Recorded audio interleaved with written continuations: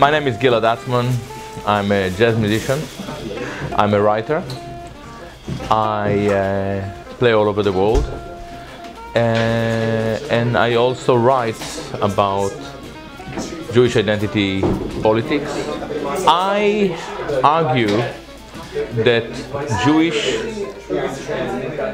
identity politics, or any form of Jewish politics, is primarily exclusive, ethnocentric, and in most cases also racially driven.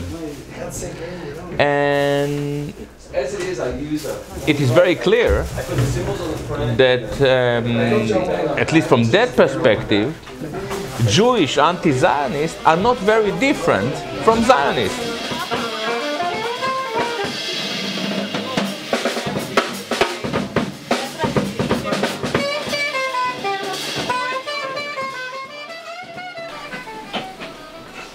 When it comes to Jewish history, or Israeli history or whatever, Jews find it very hard to deal with the fact that when they look backwards, all they see is an endless chain of holocausts. Wherever they go, people somehow get angry with them. Even when they try to open a new page in Palestine, it's a disaster. The end is going to be lethal. But what about Palestinians? Palestinians are also very embarrassed about their past because they are engaged in a struggle for more than 100 years and they didn't achieve a thing. And when they look into their situation, they find out that most of their NGOs are actually funded by a liberal Zionist in America, George Soros or Mary or the UN or EU and so on. Palestinians are not happy with it. They try to hide their truth, to cover it.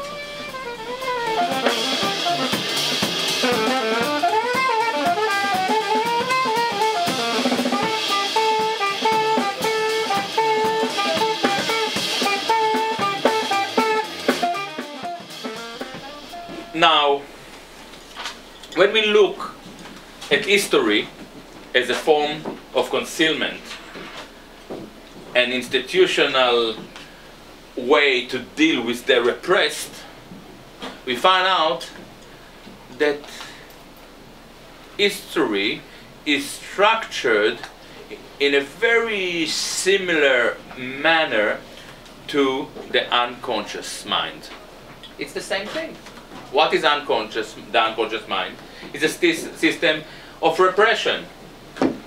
If you have a problem in bed and somebody decides to talk about impotence, you don't have to do a thing. Your unconscious mind will divert, ideally, the attention, oh, check out that there's some, and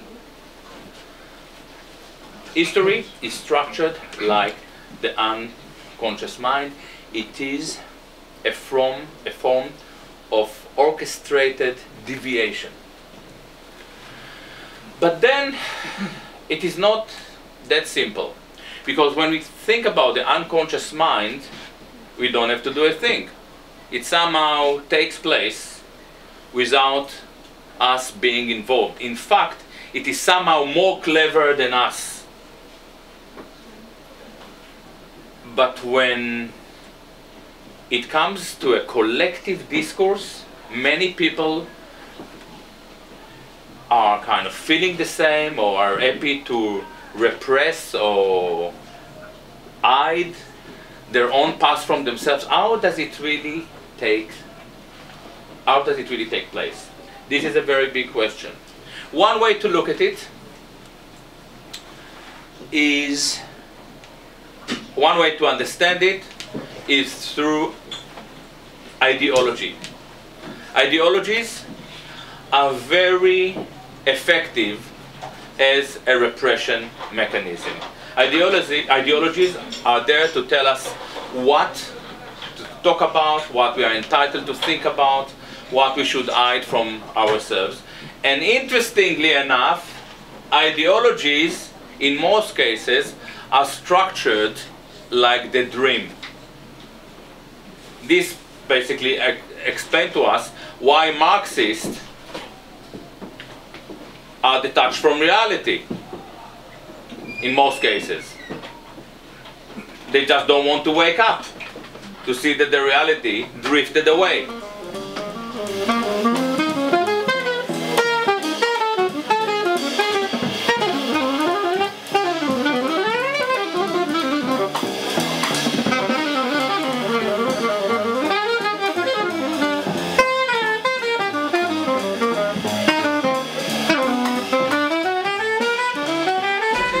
I don't have any problem with tribalism,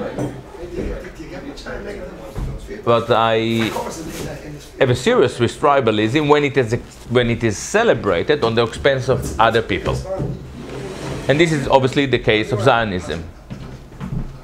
This is, by the way, the case of progressive ideology, because they decide for us who are reactionary and who are supposed to be punished for being reactionary. So once we establish that progressive ideology is also a form of tribalism, it is the enemy. Not necessarily, but it could as well be.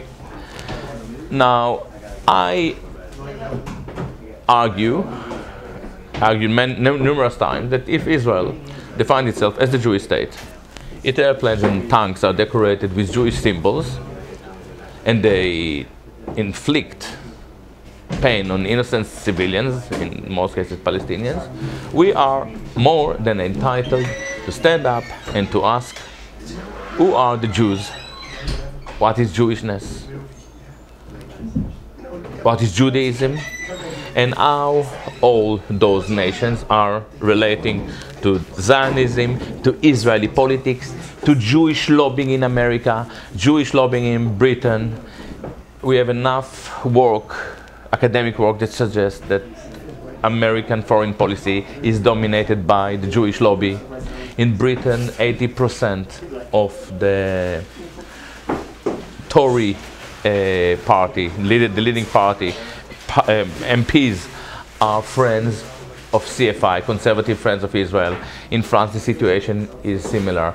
At the moment, the Jewish lobby in Britain, in America, and in France are actually pushing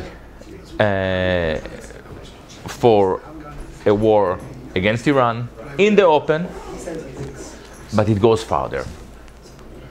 It goes farther. Because I'm one of those very few guys that argue that there is no Jewish conspiracy. AIPAC gathering took place in the open. The entire American political leadership ended up on stage bowing to Jewish pressure, keeping promising. In Britain it is the same.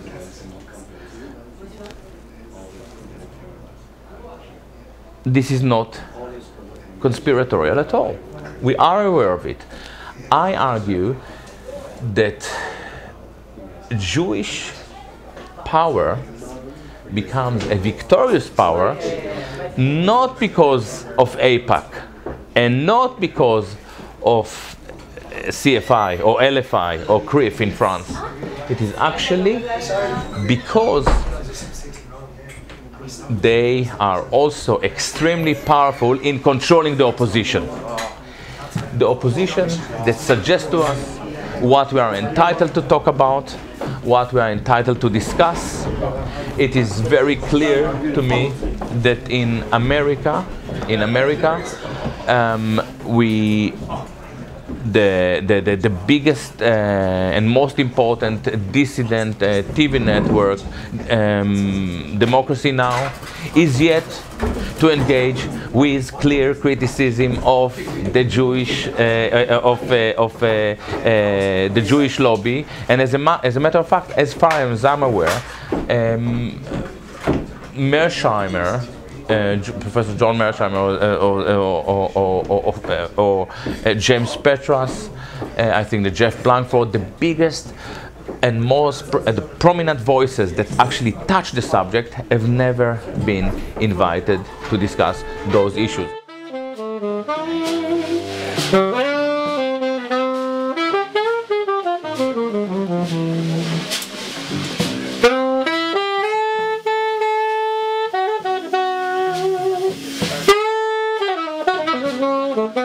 Now, in spite of being born a Jew, I'm not a Jew anymore. I'm not a revolutionary, and not another Karl Marx, So I don't call people to go to the street, to come out, and go over the Bastille. I think that just being able to move beyond self-censorship, to say what we think, to celebrate what was given to many of us with the First Amendment, will bring a change. Because this is how they stop us from seeing things. We don't even allow ourselves to state the obvious truth. And I think, I think that this is my main contribution. A lot of people who read my book said, we kind of always knew it all, but we didn't allow ourselves to admit it to ourselves. Interestingly enough, this week I reread 1984, and it is quite amazing to see. It was amazing for me to see how clever was Mr. Orwell in the 50s. And the main protagonist, I wasn't aware of it when I read it, but I suggest to reread this text. Winston, the main protagonist, he says, I want to go to know my past. And the way Big Brother is operating, they are eliminating the past. They control the future through elimination of the past.